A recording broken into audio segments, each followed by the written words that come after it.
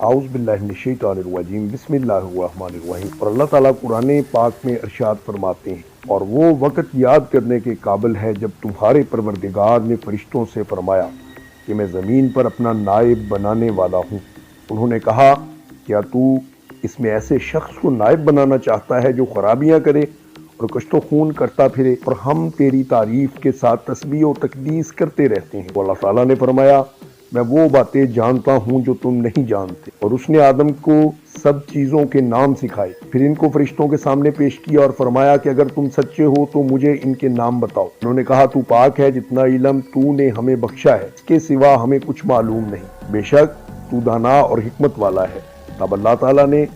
آدم علیہ السلام کو حکم دیا، آدم تم ان کو ان چیزوں کے نام بتاؤ۔ جب انہوں نے ان کے نام بتائے تو اللہ تعالیٰ نے فرشتوں سے فرمایا،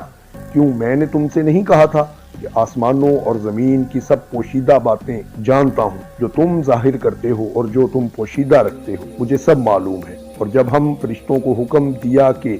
آدم کے آگے سجدہ کرو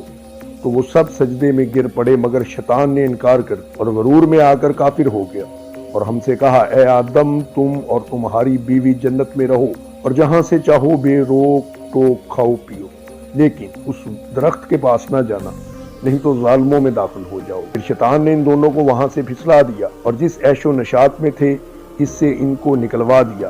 تب ہم نے حکم دیا کہ بہشت بری سے چلے جاؤ، تم ایک دوسرے کے دشمن ہو اور تمہارے لیے زمین میں ایک وقت تک ٹھکانہ اور معاش مقرر کر دیا گیا ہے۔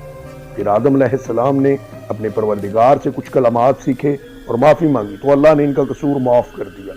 بے شک وہ معاف کرنے والا اور صاحب رحم ہے۔ ہم نے فرمایا کہ تم یہاں سے اتر جاؤ، جب تمہارے پاس میری طرف سے ہدایت پہنچے تو اس کی پیروی کرنا۔ جنہوں نے میری ہدایت کی پیروی کی ان کو نہ تو کچھ خوف ہوگا اور نہ وہ غمناک ہوں گے، اور جنہوں نے اس کو قبول نہ کیا، ہماری آیتوں کو جھٹلایا، وہ دوزخ میں جانے والے ہیں اور وہ ہمیشہ اسی میں رہیں گے۔ ہم نے ان آیات کی مفصل وضاحت تفسیر میں کر دی ہے، یہاں ہم صرف ان آیات کا مختصر مفہوم بیان کرتے ہیں۔ میں زمین میں خلیفہ بنانے والا ہوں، یعنی اللہ تعالیٰ نے آدم علیہ السلام اور ان کی اولاد کی تخلیق کا ارادہ ظاہر فرمایا، جس کی ہر نسل پہلی نسل کی جگہ لے لے گی، جیسا کہ ایک اور مقام پر بھی فرمایا، اور وہی ہے جس نے تم کو زمین پر خلیفہ بنایا، اور فرمایا وہ تمہیں زمین میں خلیفہ بناتا ہے، یعنی اللہ تعالیٰ نے فرشتوں کو آدم علیہ السلام اور ان کی اولاد کی تخلیق کی خبر دی، جس طرح کسی بھی عظیم کام کو وجود میں لانے سے پہلے خبر دی جاتی ہے۔ فرشتے آدم علیہ السلام کی تخلیق کے بارے میں مزید معلومات اور ان کی حکمت جاننے کے خواہش مند تھے، اس لیے انہوں نے عرض کیا، کیا تو نے اس میں ایسے شخص کو نائب بنانا چاہتا ہے جو خرابیاں کرے اور کشت و خون کرتا پھرے؟ اس سوال کا مقصد نہ تو اللہ تعالیٰ پر اعتراض کرنا تھا، نہ بنی آدم کے مقام و مرتبہ کا انکار مقصود تھا، اور نہ ہی انہیں انسانوں سے حسد تھا، جیسا کہ بعض لوگوں کو غلط فہمی ہوئی ہے، بلکہ اس سوال کا مقصد محض اس کی حکمت معلوم کرنا اور مزید معلومات حاصل کرنا تھا۔ قتادہ رحمۃ اللہ علیہ فرماتے ہیں، فرشتوں کو معلوم تھا کہ یہ صورتحال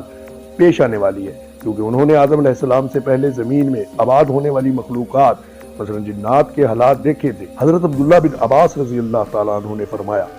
جن آدم سے تقریباً 2000 سال پہلے زمین پر آباد تھے، انہوں نے قتل و غارت کی تو اللہ تعالیٰ نے فرشتوں کو لشکر بھیج دیا، جنہوں نے ان فسادی جنوں کو سمندروں کے دور دراز جزیروں کی طرف دھکیل دی، اور اس تجربے کے پیش نظر انہوں نے کہا، اور ہم تیری تسبیح، حمد اور پاکیزگی بیان کرتے ہیں۔ اس کا مطلب یہ ہے کہ ہم ہمیشہ تیری عبادت کرتے ہیں، ہم میں سے کوئی بھی تیری نافرمانی نہیں کرتا۔ اگر انسانوں کو تخلیق کا مقصد یہ ہے کہ وہ تیری عبادت کریں تو ہم موجود ہیں اور دن رات کسی کو تاہی یا اکتاہٹ کے بغیر تیری عبادت میں مشغول رہتے ہیں۔ اللہ تعالیٰ نے فرمایا، جو کچھ میں جانتا ہوں تم نہیں جانتے، یعنی مجھے ان کی تخلیق کی وہ حکمت معلوم ہے جو تم نہیں جانتے، یعنی اس میں نبی، رسول، صدیق، شہداء اور نیک لوگ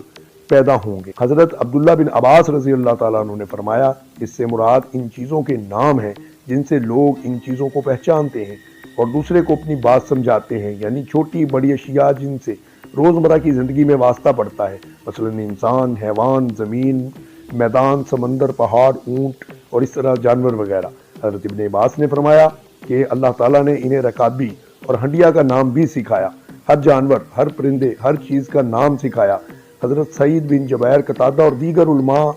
رضی اللہ تعالیٰ عنہم بھی یہی फरमाते हैं। हज़रत रबी रहमतुल्लाह अलैह ने फरमाया अल्लाह ताला ने इन्हें फरिश्तों के नाम सिखाए। हज़रत अब्दुर्रहमान बिन ज़ैद रहमतुल्लाह अलैह ने फरमाया कि उनकी औलाद के नाम सिखाए।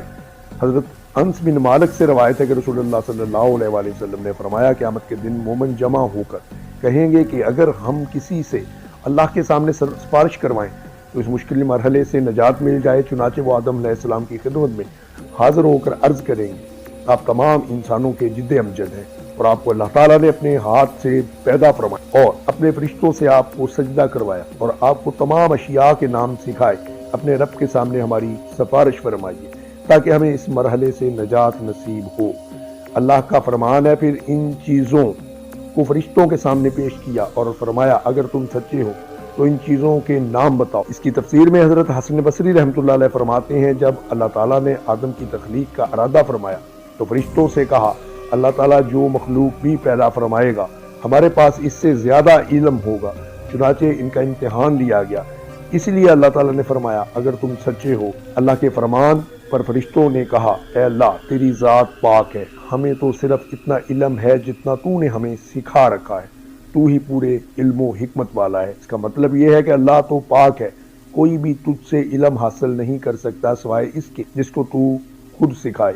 जैसा कि दूसरे मुकाम पर भी है वो इसके इल्म में कुछ भी हासिल नहीं कर सकते मगर जो वो खुद देना चाहिए। इस तरह दरअसल फरमान से भी मालूम होता है कि ज़ाहिर और पोशीदा अमूर का इल्म अल्लाह ताला को ही। अल्लाह ताला ने आदम को हुक्म दिया कि तुम इन चीज़ों के नाम बताओ। जब उन्होंने इनके नाम बताए तो अल्लाह ताला ने फरिश्तों से फरमाया क्यों, मैं तुमसे नहीं कहता था कि आसमानों और ज़मीन की पोशीदा बातें मैं जानता हूँ और जो तुम ज़ाहिर करते हो और जो पोशीदा रखते हो मुझे सब मालूम है। मैं जानता हूँ जो तुम ज़ाहिर करते हो। इससे मुराद है फरिश्तों का कहना है क्या तू ज़मीन पर वो मखलूक पैदा करेगा इसमें फसाद कर, और जो तुम पाते थे इससे मुराद अबलीस का अपने दिल में तकब्बर का जज्बा रखना और आदम अलैहिस्सलाम से अफजल होने का ख्याल है। दूसरा कौल जिससे फरिश्तों के इस ख्याल की तरदीद मुराद है अल्लाह ताला कोई ऐसी मखलूक पैदा नहीं फरमाएगा जो हम फरिश्तों से ज़्यादा इल्म वाली और ज़्यादा मुअज़्ज़ज़